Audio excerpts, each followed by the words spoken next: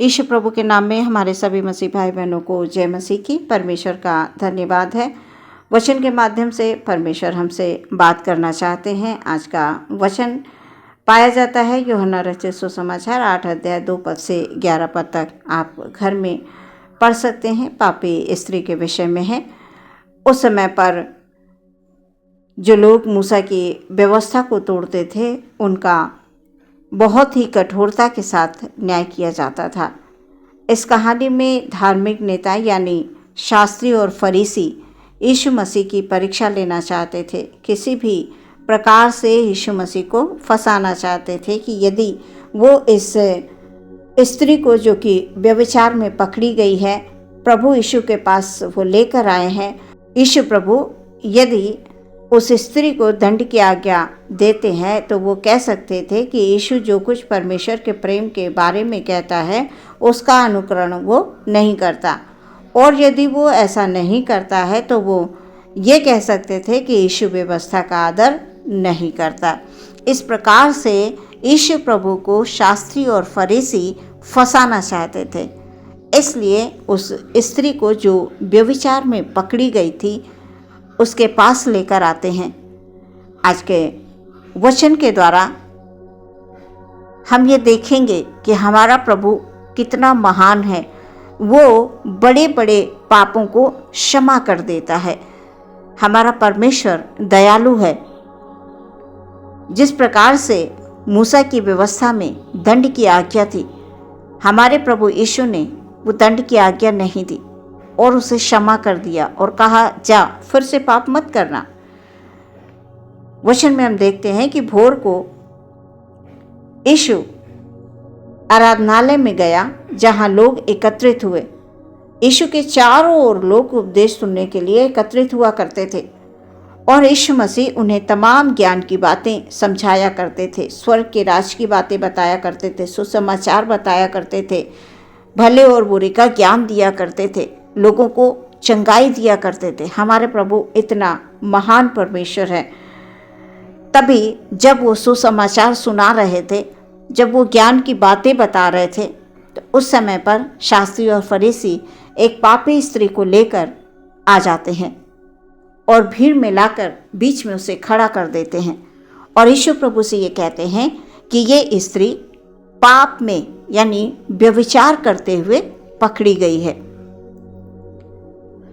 प्रभु यीशु मसीह को वो लोग दोष ढूंढकर फंसाना चाहते थे। ये बात उन्होंने प्रभु को परखने के लिए कही। वचन में हम पढ़ते हैं कि प्रभु संसार में आए सिर्फ हमारे लिए, और शास्त्री फरीसियों को ये बिल्कुल नहीं भाता था कि प्रभु इस संसार में रहते हुए भले भले और नेक काम करें। और इस बात को प्रभु जानते थे। उनकी हर एक मन की बात को प्रभु जानते थे और उस स्त्री को लाकर खड़ा किया और उससे पूछते हैं कि हे गुरु, तू इस स्त्री के विषय में क्या कहता है जो व्यभिचार में पकड़ी गई है? मूसा की व्यवस्था के अनुसार तो हमें ऐसी स्त्री पर पथराव करना चाहिए। अब इस स्त्री के विषय में तू क्या कहता है?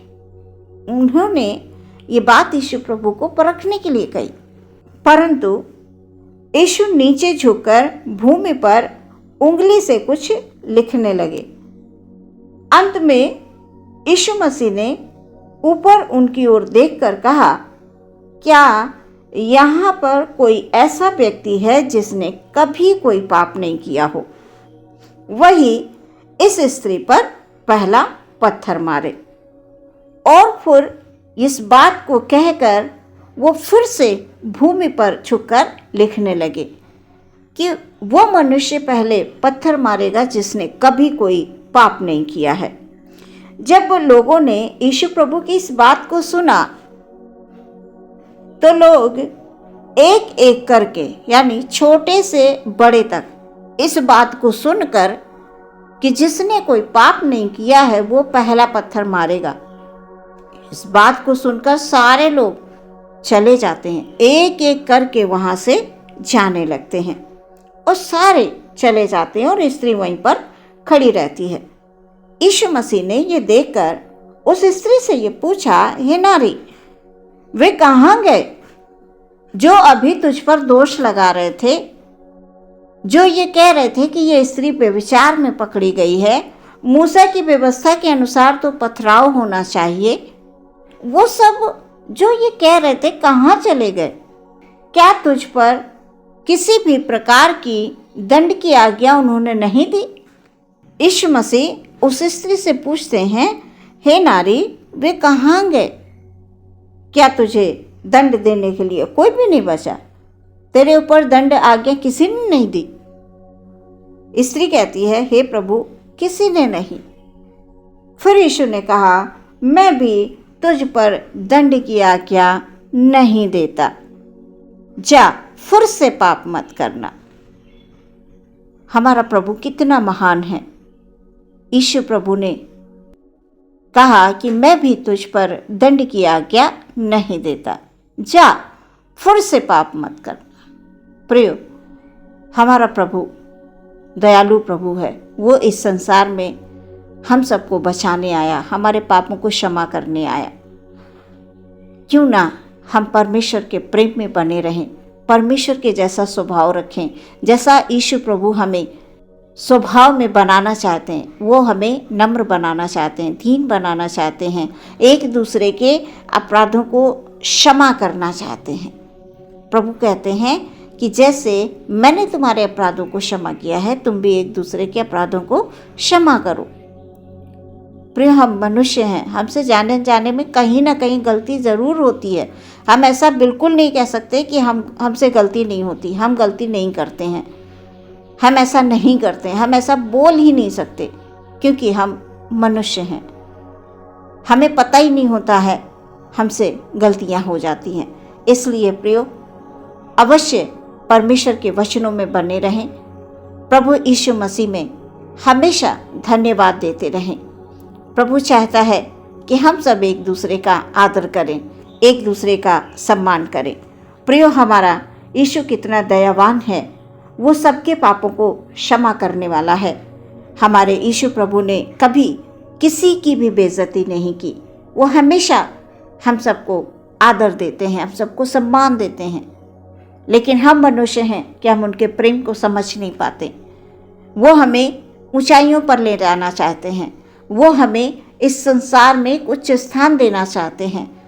वो हमें अपने पुत्र और पुत्रियां बना चुके हैं, अपने निज प्रजा बना चुके हैं, अपने प्राणों की बलि देकर हमें बचा चुके हैं।